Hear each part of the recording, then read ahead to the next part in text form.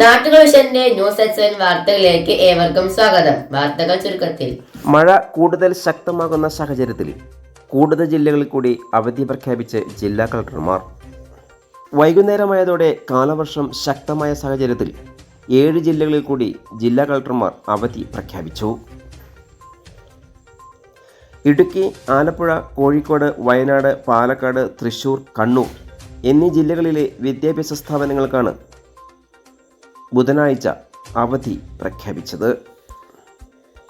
എന്നാൽ ഇതേസമയം മലപ്പുറം ജില്ലയ്ക്ക് അവധിയുണ്ടെന്നുള്ള വാർത്ത പ്രചരിക്കുന്നത് തികച്ചും അടിസ്ഥാനരഹിതമാണെന്ന് ജില്ലാ കളക്ടർ ഫേസ്ബുക്കിൽ കുറിച്ചു. പരീക്ഷകൾക്ക് അവധി ബാധകമല്ലെന്നും സ്വകാര്യ ട്യൂഷൻ കേന്ദ്രങ്ങൾ ഉൾപ്പെടെ ക്ലാസുകൾ ഒഴിവാക്കേണ്ടതാണെന്നും കളക്ടർ നിർദ്ദേശിച്ചു.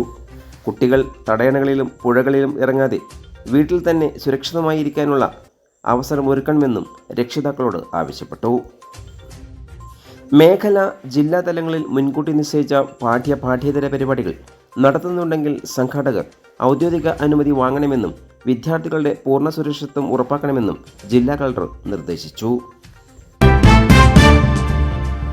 കൂടുതൽ വാർത്തകൾക്കായി നാട്ടുകൾ വിഷൻ ചാനൽ സബ്സ്ക്രൈബ് ചെയ്യൂ.